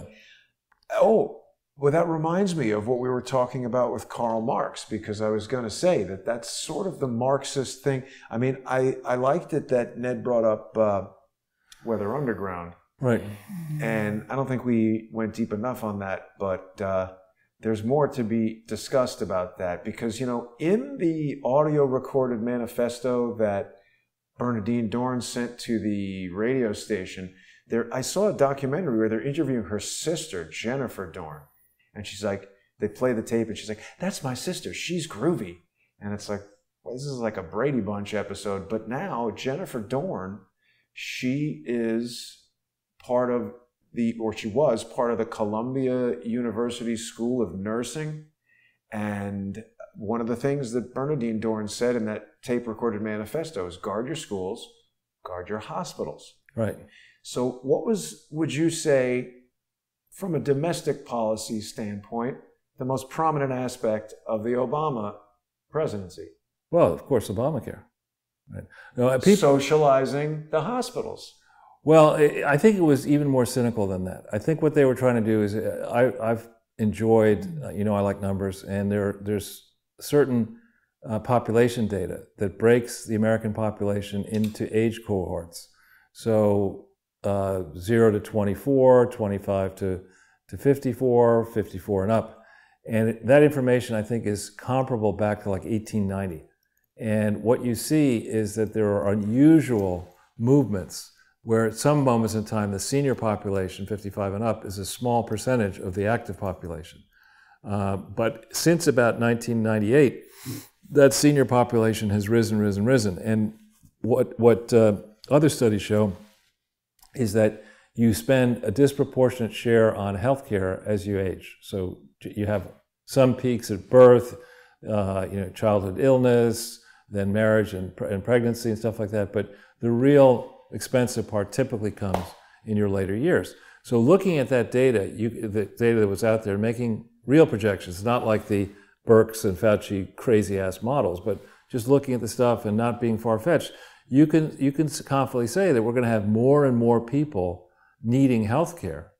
And the question is going to become, for these people, even if they can afford it, we have scarce healthcare resources. Should those scarce resources be used to extend the life of an 82-year-old by 6 months? Or should we just say, F it, the person's had 82 years, let's allocate those resources elsewhere. Now, the contract should be between the patient and the doctor. But don't we not want bureaucrats making that decision? I mean, not at all. We don't want them to do it. And that's, that gets to we've been talking about this in the past. I mean, why is it that we mint so few doctors at these medical schools? I mean, the population of people needing the service has gone way, way up. Right. And so the people behind Obamacare, I think what they were trying to do is they were trying to seize control, not so much the healthcare system, but the process of allocating healthcare spending so that you could terrify older voters into voting for Democrats. If you stroke the right people who are going to control the system, when your father, your grandfather, yourself, when you need an operation, you can count on getting it because you have an in with the diabolical people in this bureaucracy. That's what I think they were trying to do. Sarah Palin got a lot of shit for bringing up the idea of death panels, but she was right. That's what I think. Once we get to the bottom. What was it that she said about it? She said that Obama was calling for them, right? That Obamacare would necessarily end up with death panels where bureaucrats would decide, not doctors and not families. They would decide, well, no. But that's what we saw during coronavirus, apparently. Exactly, with this whole idea of, Cuomo saying, you have COVID, you're COVID positive, we're going to put you in a nursing home. I mean, so if there's one thing that we can, I hope, agree upon across the political spectrum is that the bigger an organization gets, the more fucked up it is. I mean, you can't really point to many large organizations that are seamless. I think of the Department of Motor Vehicles, the Post Office, Amtrak, I mean, you name it. You start creating up a bureaucracy that's so big that it's going to oversee healthcare for 330 million Americans, down into minutia. Jason Goodman should get this operation or shouldn't. This obese person will treat this person the same as somebody. I mean, it should be left where it was, that you have more doctors who are incentivized, frankly, to work with their patients, who understand their patients. They're not spending their time filling out paperwork. They should be spending their time really figuring out, do you have a condition in a genetic condition in your family that makes you very susceptible to heart disease or whatever. I mean, if you might have that, then maybe there's not much we can do for you. And as one doctor told me, if your father dropped dead of a heart attack at 39 and his father dropped dead at 40 and whatever, statistically, you are at a higher risk of having that happen. Right. And so anyway, I think the urge under Obamacare to shove that ridiculous program down the throats of all Americans was absurd on its face. I mean, it was the cost per patient of Obamacare was so far outside the ability of most people in America to pay, and every American doesn't need to have a policy that is platinum, that covers everything in the way it does, and you certainly don't need to force contraception on nuns. I mean, there's right. I mean, was that a component? Absolutely, there's a big lawsuit. There's other lawsuits that I've been finding out about. So people who have been watching throughout the coronavirus problem are aware that I had initially identified by reading the New York Times this Dr. Colleen Smith. And I was communicating with her a little bit on Twitter through DMs. She went to University of Chicago. I asked her if she had ever met or interacted with Bernardine Dorn, or if she had ever met or interacted with Michelle Obama, who was the associate dean of students while she was there. Right. When she decided the public questions on Twitter were no longer acceptable to her, coincidentally, the New York Times tweeted that she was diagnosed COVID positive and exhibiting mild symptoms, but only 9 days later, she was tweeting that she's in the ER seeing patients. So I contacted the media office for the hospital to ask them, what is this public hospital, part of the New York Health and Hospitals system, which I understand my tax dollars go to fund. What is their official policy on COVID positive staff members interacting with patients? And they have hung up on me. They have refused to answer the question on the phone or by email, given me the runaround, sending me to all these different people. And it turns out Christopher Miller, the director of the media office, which has something like a 1.6 billion or 1.2 billion, some huge budget, this guy went to Columbia University. I'd like to know if he knows Jennifer Dorn. But none of these questions have been answered. And there actually is a lawsuit, Charles, against the Trump administration, because one of the components of his changes to Obamacare is that he wanted transparency in terms of the prices that the hospitals are negotiating with these insurance companies for various services, and the hospitals don't want to reveal that.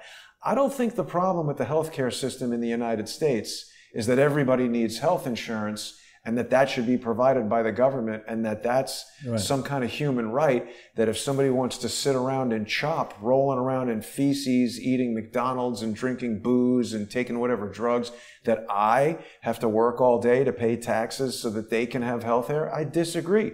I think if we want capitalism in our country, which I do, it's got to be regulated so that criminals like Bill Gates can't amass so much wealth that they can then pay politicians and manipulate things in unfair ways. But we need markets to drive markets, not bureaucrats. Right. And if that means that you want to eat a lot of Doritos and drink a lot of booze and smoke cigarettes and get fat and die, that is your choice. Well, really, an essential of with all these schemes, I think it's very useful to start at the beginning and ask, before you get into even any minutia, any details, why are we focusing on insurance rather than care? Better, or how about better nutrition, better health, to make everybody healthier, so that we have less need for health care. Right. Well, so yeah, I mean, this is exactly what happens when what you're talking. Obamacare is CHOP, right? Right. I'm interested in seeing a study, Charles, about what is the detrimental effect of somebody smoking a cigarette in public to a non-smoker versus someone who doesn't have coronavirus going outside and just being outside. Like, it is unbelievable the number of people who will say something if you just don't have a mask. And even if you're more than 6 feet away from them, they'll come over to you to say something. Whereas people smoke cigarettes around all over the place. They're throwing the cigarette butts in the street, causing pollution. What are the detrimental health effects of that? Or walking dogs, through the street, taking a crap on the street, not cleaning up. So one other thing, Jason, I know we're kind of pressed for time a little bit. We've been at this a while, and I don't want to overstay my welcome. One thing we should talk about, though, I think that deserves a lot of focus is Hong Kong. Yes. And in particular, and China. Universities, big corporations, real happy to revere China and the Chinese Communist Party for the potential that China someday may be the largest market in the world. And, we can never hope in theory to catch up once they get bigger than us per capita in GDP. So let's, lay down our swords, lay down our mantle right now. We're unbelievably far ahead of them, but let's just give up.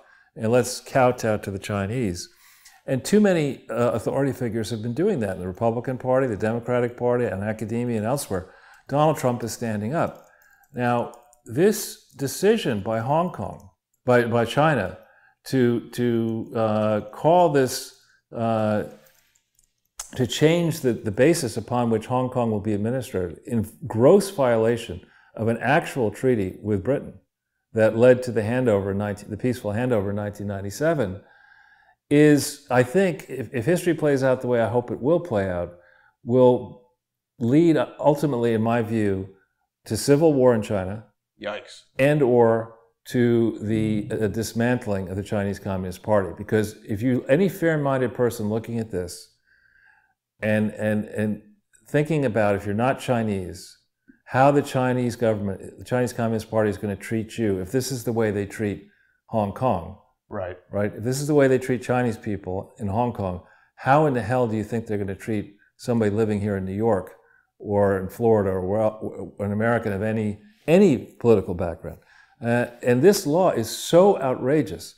This law says that if in the judgment of the Chinese government, that you're doing stuff that they say is antithetical to the interests of the Chinese, and if you've done it in the past, and you're inside Hong Kong, they can round you up and send you straight to jail on the mainland. I mean, why would you do any business in China or with Chinese companies at all? I mean, my reaction, if I were General Motors, a big company, pull every employee out of China. Absolutely, and I would just say, listen, enough. I mean, if this is the way you're going to behave, you had a treaty. This is only 23 years after the thing was, to the day, 23 years after the treaty was signed, people were skeptical. I'm surprised they didn't wait 33 years. They were skeptical about this, and look at what they've done here. Look at the reaction. And this is how they treat their own people. Then you get to the subject. I mean, all these people passionate about the rights of Islamic people around the world. They don't care. Chinese lives don't matter to those people. Chinese Muslim lives don't matter, right? Because they're happy to organ harvest. They're happy to, these Uyghurs, they're happy to do diabolical things to the Muslim minority in China. Where's the Council on American Islamic Relations, or where's the Council on American we don't want that Chinese, involved. but the Chinese? This to me is such a major affront. What's going on here with the Chinese Communist Party, and we don't have to put up with this. I mean, we today are a far more significant economic and military power than China. China actually, I believe, needs us a lot more than we need them. But let this experience be a lesson that kowtowing to a communist party in any country, whether it's Bill de Blasio and the Weather Underground or the Chinese, is a major league mistake. And I think you're going to see around the world more and more people recoil in horror as to what's going on. If you've been to Hong Kong, it really was, I started going to Hong Kong the first time in 1989. And it was interesting then, but it's in the years since then, I mean, it's grown so substantially. China's grown so substantially, all relying on under a theory that China and America and Europe would have amicable relations. By doing this, I think they've taken a gigantic knife and they put it in the stomach of the Chinese Communist Party. Now, whether the people in China will have the courage to rise up or not and overthrow the yoke of the Chinese Communist Party, they have a lot of guns, they play rough in China, and it's easy to intimidate. In theory, it's easy to intimidate people, but as I understand the math in China, there's about 150 million members of the Chinese Communist Party, and there's more like 1.3, 1.4 billion Chinese people.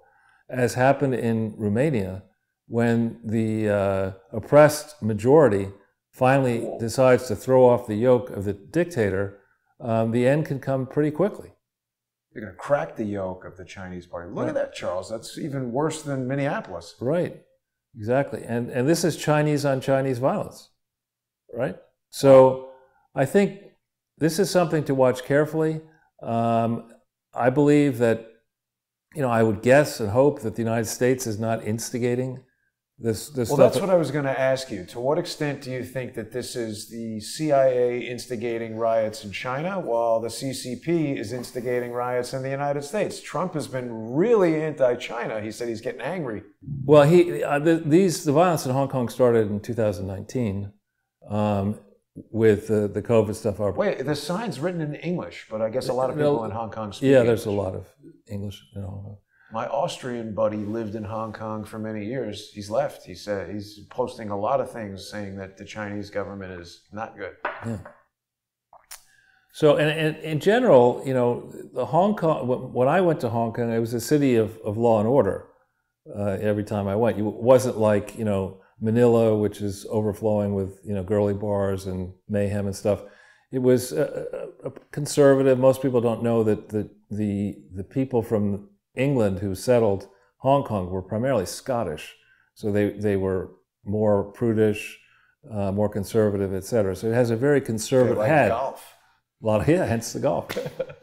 But so to see these type of protracted riots in Hong Kong, and then to think about the negotiation, or as Bolton would say, negotiation over the trade deal between the U.S. and China, and see how that played out as these riots began in Hong Kong, and then to see COVID happen, it would not shock me in the slightest that the COVID, the mishandling of COVID, was viewed as an opportunity. My God, he sold 780,000. I was bringing this up because I was going to say I feel like it basically went thud, and just like sort of everybody thought this was going to be this explosive thing, but I mean nobody likes John Bolton. Maybe his Larry wife. Larry Klayman likes Does he? John Bolton. Maybe his wife likes. likes What are you talking about? Maybe his dog likes him. But this, 780 probably. That's a massive. 778,000 of them were bought by John Bolton. No, or by given away. Biden's campaign or somebody. I don't know. I don't think that look this at this. Comey's book sold 600,000. That's what I'm saying. Who's buying these? It's the same people that are sending money to GoFundMe. You buy it, you throw it with the Duraflame log. Right, exactly. Because, by the way, also, I bought it, and I basically read like 5 pages of it and said, this guy's an idiot, referred to it on the show a few times. And then I'm talking about Comey's book, not... Well, you could be responsible for some of those sales. Well, for the Comey book, I am, but I had to buy it so that Laura could tell him he was going to get locked up, which was funny as hell. That was worth the buy. There you go. And the only other thing that I wanted to cover before we wrap it up, Charles, we were talking about Karl Marx, because I guess it was last week that Patrisse Cullors, sorry, I lied. There's one other thing I want to talk about while we're on China. I don't know if you've been following this, Charles, but Elon Musk and the Tesla company are building another gigafactory in Shanghai. And I saw something said about it that it was going to be wholly owned, which the fact that the person made the point of saying that I found strange, because it was my understanding that nobody who's not the Chinese government can own a company in China. Again, when you get in the subject of real estate and the question of wholly owned, and then you have the Chinese military, you can think you own that. Right. But when they decide, we like this factory. Yeah, exactly. So I was a little surprised he would do that. But the other thing is, this term gigafactory, it's referring to the amount of batteries and energy that it's going to produce. And apparently they're already planning the terafactory. Wow. Yeah. Big battery announcement coming from Tesla. And then also I was watching something about... I don't understand how Elon Musk can run Tesla and SpaceX and the tunnel company and all this stuff. But the spaceship that they're making, you know, NASA has this space launch something. SLS is the new replacement for the space shuttle, which literally actually uses old parts from the space shuttle, which is kind of super ghetto for something that's like a multi-billion-dollar, like, why do that? But this video I was watching went into... along the lines of what you were talking about with Obamacare, the difference between how a government bureaucracy works on something like that versus how a private enterprise like SpaceX. And in the time that they haven't been able to do one test flight with this SLS, you know, Elon Musk, SpaceX has already done like different iterations of the rocket. They've tested it. They did a pressure. They did all this stuff before these guys have done one thing. Right. Exactly. So anyway, the final thing we wanted to discuss, Charles, was Karl Marx. Right. And how he's not a nice guy. Yeah, I mean, these people who revere Marxism and you know, talk about rebuilding the world in the image of Marx, you have to be pretty careful. And of course, most of them don't know anything about history, because history isn't taught the way it should be taught, and most of them have not gone to the primary sources. But if you just Google Karl Marx and Negro, Karl Marx and racist, you will get to lots and lots of scholarly writing where Marx and Engels and others viewed some humans as being superior beings and other humans as being lesser, imperfect, inferior beings. And there's a lot of inflammatory language, so that if you were going to start to tear down statues anywhere, Karl Marx would be a good place to start. And Engels, you know, maybe Lenin while you're at it, and others. Right. But I am somebody, however, who feels that if a statue has been erected, particularly if it's a federal statue, it should stay up. And you know, if the sentiment moves as it has moved for the better since 1862 or whenever he was writing this stuff, I think you should leave his writings out there and look at the imperfections of this person. If they're gross defects, they're gross defects. I happen to think that Marx's economic theory is just straight up rubbish. Well, but look at how scientific he is. He's talking about this guy, LaSalle, who he refers to as the Jewish word that will throw me off of YouTube. This is a quote from Karl Marx, and he's saying that it's now absolutely clear to me that as both the shape of his head and his hair texture shows, he's descendant from the Negroes who joined Moses' flight from Egypt, unless his mother or grandmother on the paternal side hybridized. This is a very scientific evaluation from this guy. What is he? Right. I mean, I think time will show that Marx's economic teachings have destroyed more wealth, more opportunity, for more millions of people than almost any other economic theory that has been proposed by any group anywhere in the world. I mean, it's really just straight up stupidity. And it's all about, Marxism, as far as I can tell, is all about transferring wealth that has been created from the people who, in theory, own the wealth to whoever Marx and Engels and others decided should have it. Right. Notably, perhaps if they'd remained alive themselves. I mean, Yes. you don't see many of the people advocating this saying, you know, I'm going to lead an ascetic lifestyle. I think I'll live in a studio apartment in the ghetto here in New York City and, you know, survive on rice and beans. You see these people advocating for these changes, like Barack Obama. He's passionate about climate change, so he spends $20 million buying an estate on Martha's Vineyard at sea level. You know, if he really believes AOC... What does sea level matter? Well, climate change is going to get overwhelmed. If we only have 11 years left, why would you spend $20 million to buy 40... Buy a boat. Exactly, 40 acres at the beach. You know, so most of these people talking about transformative change are living large with your change. Yes.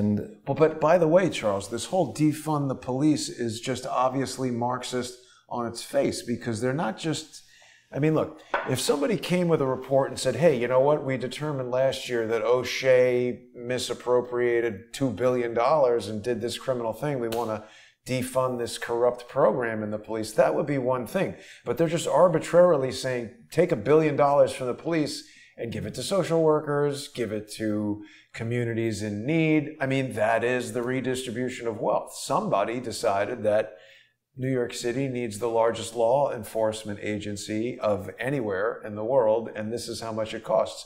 I tend to agree with you that anything big like that is going to have a ton of inefficiency in it. But again, just saying defund it rather than saying, hey, did you realize that they're spending $600 per uniform and that the uniforms could be made this way and that way to cost $80 in China or whatever. No. I'm sure that something like that is happening, and people could look at this stuff and what about, instead of outsourcing equipment that's purchased by the police to a company in China, why don't we create jobs for people to create that stuff in the United States? I prefer to audit the police and the hospitals, but they don't want you to do that. The whole government. The whole government. Yeah. Good. Well, I think it was a real treat to have Ned Ryun on, and thanks, Ned, and his assistant for making this happen. We'll check back with him in coming weeks and months. Yes, and people can definitely visit his website at AmericanMajority.org. That was really interesting. I'm going to check that out.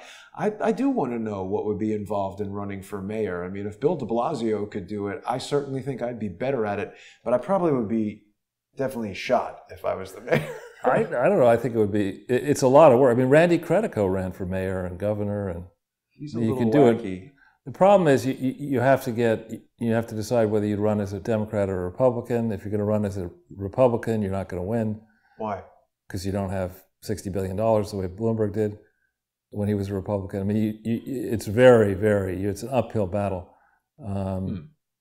But anyway, Ned has done some great work here. I enjoy his commentary on television when I see him, and I'm delighted that he came on. As am I. Big thank you to Ned Ryun, and a huge thank you to the sponsors who have stayed with Crowdsource the Truth. People are telling me here that they haven't been charged tax because what happens is you're getting charged for June. What'll happen is the July bill comes in August, and there will be tax on that. So I do apologize. But so now everything you buy from Amazon or whatever is going to get taxed, right? I don't know about that. But it's some internet tax that they brought about. I think so. They love taxing stuff. Sure. So again, I mean, we want to make sure that we don't have billionaires, and Ned touched on this. We don't want billionaires funding things that can then, influence the reporting.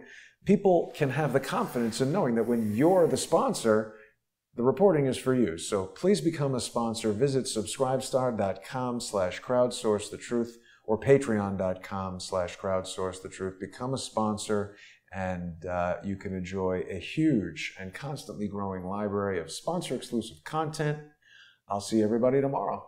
Thanks for watching.